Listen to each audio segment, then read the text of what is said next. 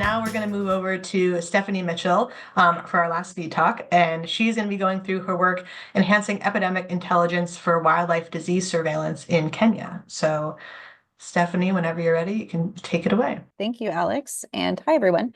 My name is Stephanie Mitchell. I am a second-year PhD student at the University of Washington. So hello from Seattle this morning. And I'm going to be talking to you about Wildlife Health Watch, which is the parent project that my dissertation is nested within. So Wildlife Health Watch is in development with the Smithsonian National Zoo and with San Diego Zoo and many other partners, as you can see on the right-hand side of my screen. And I'm affiliated with the Smithsonian and with the University of Washington.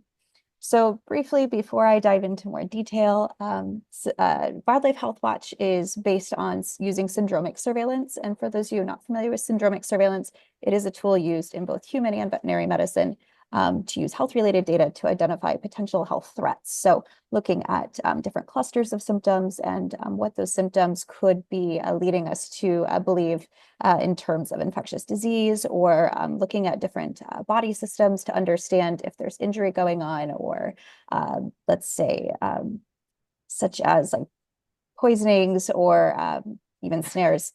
But syndromic surveillance is a little less specific than confirmatory diagnosis, and it's really based on its assumptions that the data are sensitive to changes in different disease or health threat levels.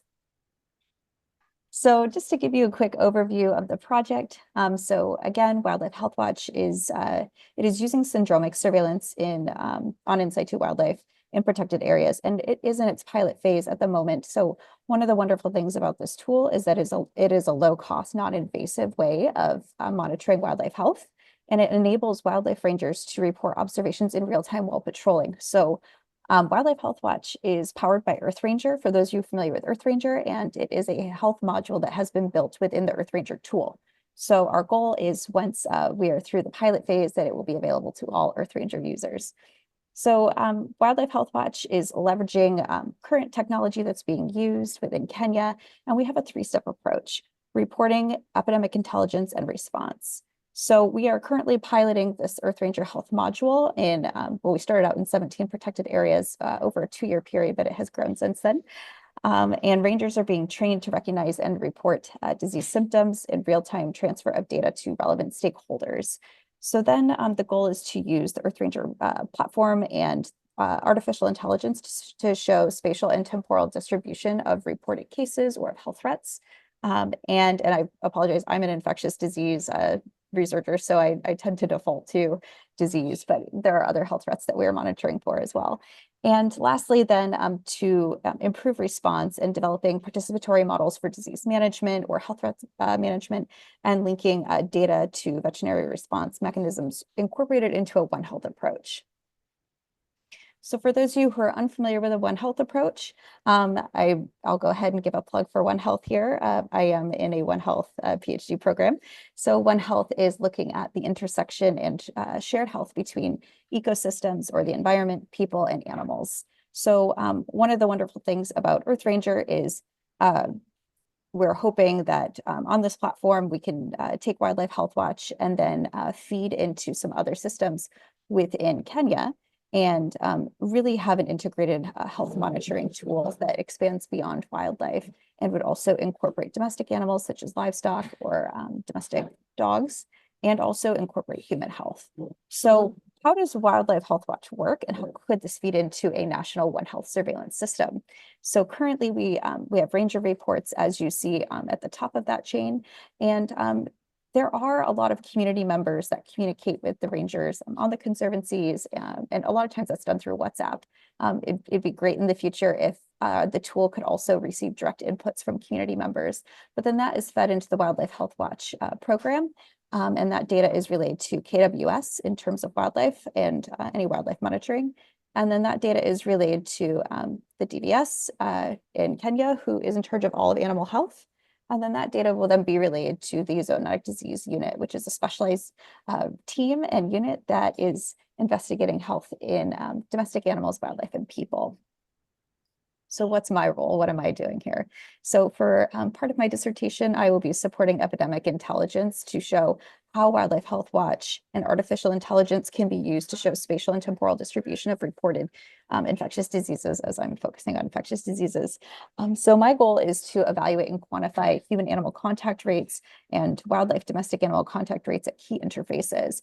And through that, I'm going to be developing some multi-species agent-based disease transmission models that are spatially explicit, focusing on rabies and anthrax to predict disease risk in humans, domestic animals, and wildlife on shared landscapes. So in order to do that, some of you may have seen my post asking about dog collars. I am going to be using some collaring data in conjunction with some qualitative data as well.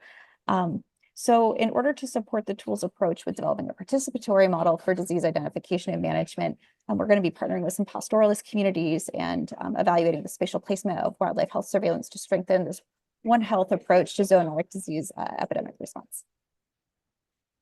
So using a One Health framework and a mixed methods approach, and this is where you may have seen some of what I was posting on Wild Labs, in order to understand how humans, wildlife, and livestock are all intersecting on these shared landscapes. I'm taking a mixed methods approach. And one of the ways I'm going to be doing that is gathering quantitative data through GPS collaring, which will be analyzed to assess interactions between domestic animals and wildlife. And as you may have seen, I was asking about small collars for domestic dogs. So I'll be collecting some of my own data on domestic animals and then using data that's already been collected on wildlife in order to build those models. And then I'd also like to take some qualitative data that I'll be gathering through focus group discussions to assess how people are interacting with domestic animals and wild animals as well, to really give that model some real-time parameters. And I'll be building on some community wildlife health work that has already been done by Dr. Angwini, who is part of our team. So I just want to take a moment and acknowledge everyone on our team and all of my collaborators and everyone who's been supporting me through this stage for my PhD, and just say thank you. And if you have any questions, feel free to reach out. Thank you so much. There's a lot of interest in there's a lot of interest, I think, in this presentation based on the chat, which is really exciting to see. And I was thrilled to see your post asking about the dog collars. And I guess my question for you is, besides that that sort of question that we saw in the WildLabs on the WildLabs platform, are there any other aspects of this project or this work that you want people to connect with you about or collaborate on? Yeah, thank you. That's a great question. So the models that I will be building for my dissertation work will be used to parameterize and train an AI tool that is hopefully going to be integrated within Wildlife Health Watch as we continue to develop the tool. And the goal is for us to have an AI component that is going to be then detecting thresholds of certain health threats and sending those alerts out to veterinary teams or human health teams a lot faster in order to improve response times. So anybody who's got really a good experience with or expertise in building out AI tools, please reach out. It is something our team's working on right now, and I'd love to chat.